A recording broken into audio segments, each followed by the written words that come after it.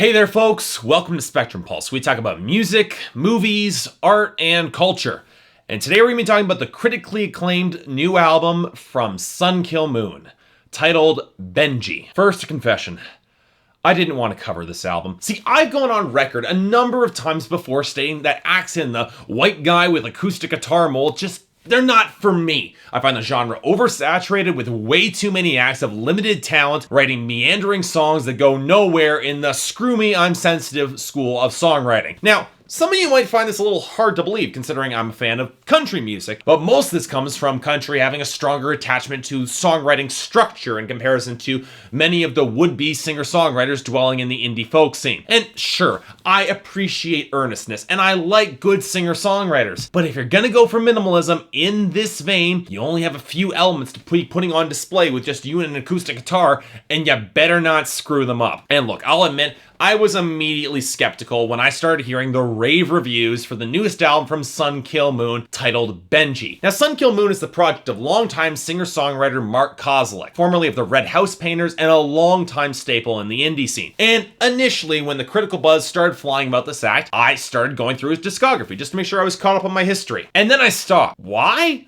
Well, the guitar work was very good, and the songwriting was interesting and layered, and he was clearly saying a lot, but for the life of me, I could not stand Mark Kozelek's voice. It reminded me of Gary Lightbody's vocals, stripped of all of the good vocal technique, and between the slurring and constantly going flat, as a singer myself, it was just distracting and took away from my understanding and liking of the lyrics. And midway through Tiny Cities, that album full of Modest Mouse covers that completely missed the point, I gave up and I said, well, look, I'm not a fan of the guy, so I'm just going to ignore the act altogether. I'm going to avoid pissing everybody off. But then the positive reviews kept coming in, and it began to look like this album was more than just the pitchfork hype machine. And in my mind, I kept thinking about Dream River, the album from the singer-songwriter Bill Callahan that I covered last year, and ended up being one of my favorite albums of the year. And it was either trying again with Sun Kil Moon or tackling Cole Swindle and delivering yet another bro country rant, so I gave Sun Kil Moon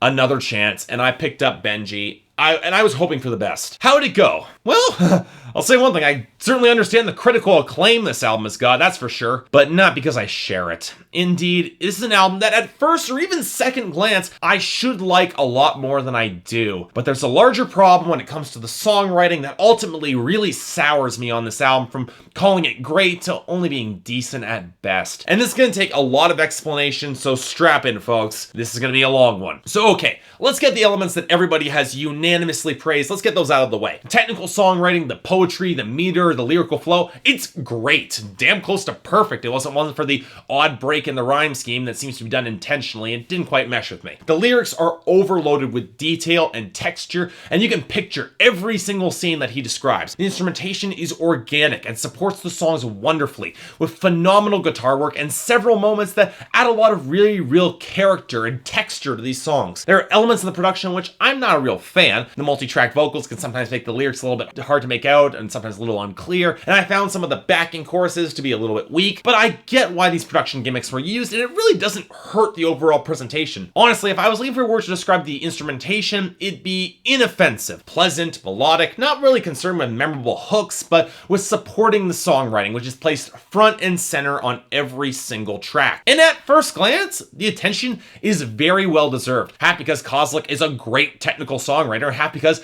there really is a lot going on in these lyrics. Each song is a self-contained short story that borders on spoken word poetry, primarily focused on the overarching theme of death, or rather, endings, be they of lives or of relationships. Okay, that's powerful stuff, and I won't deny that there are tracks where Mark Kozelek does really capture some interesting emotions. Richard Ramirez Died Today of Natural Causes is a song that discusses how one feels after old figures of infamy die in the creeping terror of one's own mortality. Jim Wise goes into the guilt a man has after mercy killing his wife and then failing to kill himself afterwards, living in a world that he was supposed to have left, only for the narrator to point out that there is some still beauty left in this world. He just have to look out the window and notice it. And the album's closer and hands down best track, Ben's My Friend, operates as an extended metaphor for moving on after a death, symbolized through an end and rebirth of creativity and a midlife crisis playing out through a day of Kozelek's daily life. But I very quickly noticed something about this album that started to get on my nerves before actively becoming a very real problem. All these deaths and all these endings are really just the window dressing for the stories, and they become less about immortalizing the people through song and more about how Kozilek deals with all these deaths. In other words,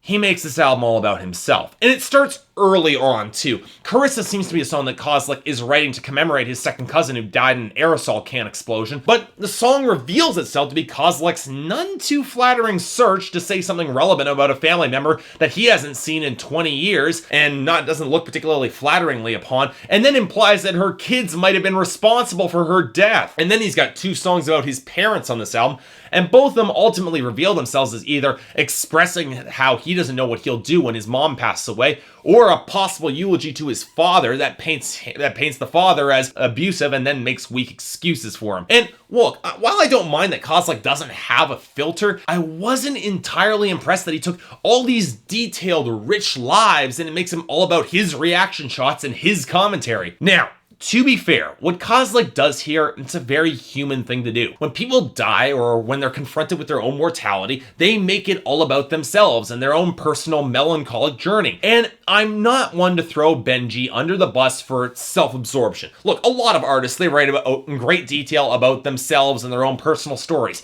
even when they're writing about other people. Hell, as a writer, I've done that. But here's the big problem. Kozilek writes about all these intricately detailed situations and people in a free-flowing manner that begs for it to get a resolving statement, an overall thesis, and when we get it, it's just so trite. The revelations that we get are dime store psychology at best, about dealing with death that's not profound or insightful or not even all that heartwarming. Death is one of life's great mysteries, and it's proven a compelling subject for musicians and artists for centuries. And on Benji, there's just no revelation here. There's no underlying truth, there's no deeper statement, there's not even an open-ended question. Kozilek is writing about his emotional journey, but there's no growth or maturity or payoff or dramatic arc on this journey. All these deaths that give him unique stories to tell, but since he always frames himself as an observer or as always being in that melancholic mood, he distances the audience as well. And the only real emotion I feel for these deaths is what Kozilek feels himself and tries to create through his songwriting. And ultimately, it really feels hollow. And I'll admit, part of this, yeah, it's his voice. While it's gotten richer and better with age, I still don't like it very much. I find it flat, frequently monotone, very, very weak in its upper range, and not especially effective at conveying dramatic emotion. And you know,